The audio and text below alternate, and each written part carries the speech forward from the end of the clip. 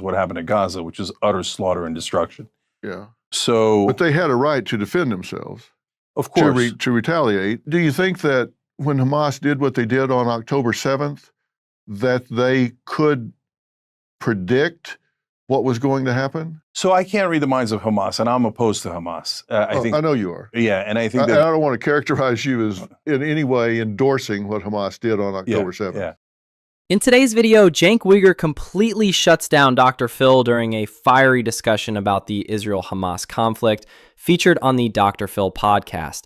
Dr. Phil sticks to a more typical pro-Israel perspective, while Cenk Uygur stays grounded in facts, historical background, and moral clarity. Cenk doesn't just argue, he exposes the bias, challenges how Palestinians are portrayed, and calls for a solution based on fairness and equal rights for both sides. Let's jump in and see exactly how Cenk Uygur pushes back on Dr. Phil's framing again and again. Because I know you don't. Yeah, so look, nobody ever talks about the whole context of the situation. So the reality is that 5.5 million Palestinians have been occupied by Israel for 57 long years. And so no one would tolerate being occupied at all, let alone for 57 years. And the analogy I often use is Texas. So if somebody came and occupied Texas, do you think Texas might fight back? Do you think the citizens might fight back? And especially if you took away any opportunity to do it in a legitimate way, do you think maybe an insurgency would rise that others would call terrorism, right? So now that doesn't justify the terrorism, but it just explains to you how we got here. So 57 years, so then Hamas does something terrible in return. Okay. And then Israel goes, oh, you want to see terrible? We'll show you terrible, and levels the whole place. So, but what Israel doesn't understand is that they are Goliath. For all of Jewish history, they have been David, and they have been abused, and they have been traumatized. And I don't know people that have suffered more, right? But they're misunderstanding the current situation. They're no longer David. They're Goliath, plus they've got even bigger Goliath behind them.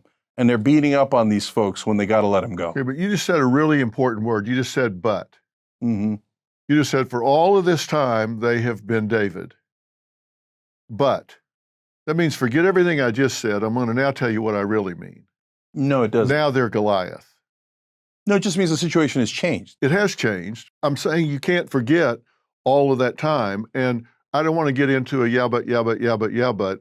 The situation is complex, and the Palestinians have been offered peace accords and all different kinds of opportunities to change this occupation circumstance time and time and time again. We can go back and forth about that. My point is that there is no moral equivalent to what happened on October 7th. I actually totally disagree. I think what Israel has done since is far worse, and it's empirical. So they've killed 62,000 now. Hamas killed 1,200. My heart breaks for that 1,200. There was kids in there. There was terrible things that were done in there. Now Israel has done every one of those things, but times 60. So don't tell me that Israel is more moral. I would argue they are more immoral.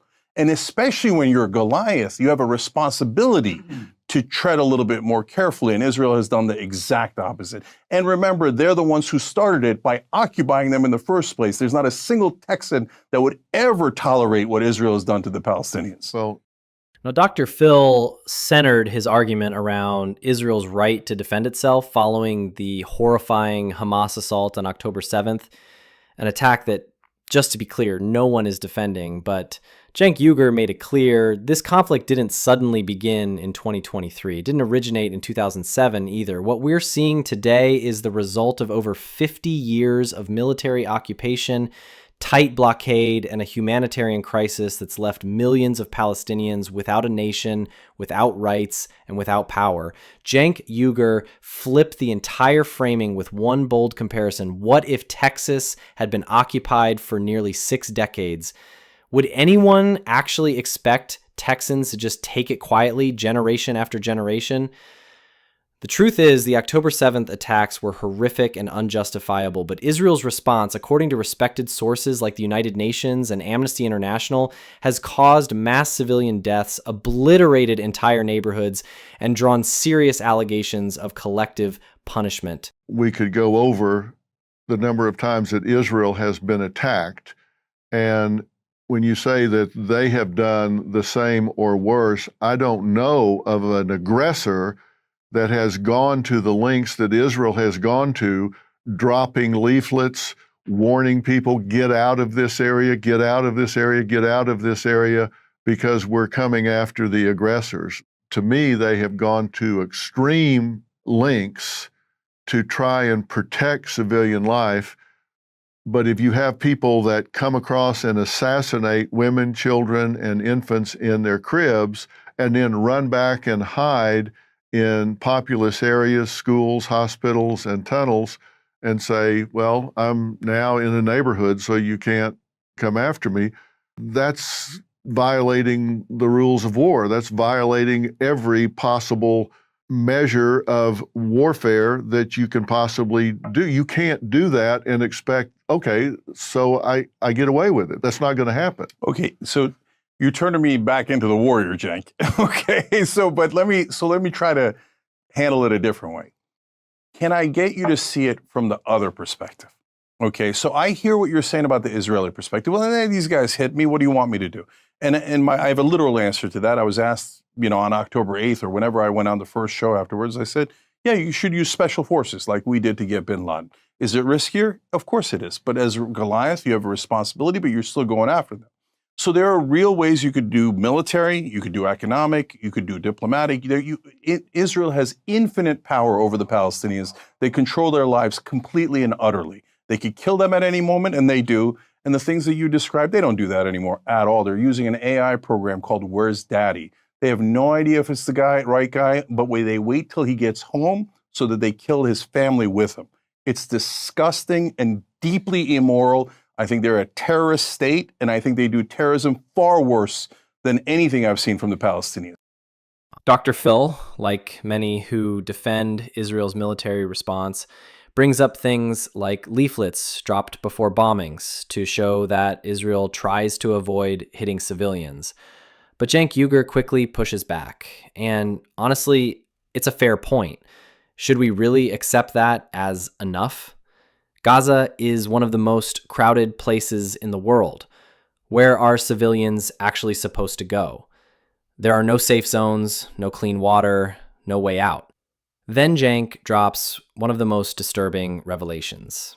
An AI system reportedly called Where's Daddy, used to track suspects and wait until they return home. So the strike hits them and their families together. That's not an accident. That's not just collateral damage. If any other state did that, we'd call it what it is, state terrorism.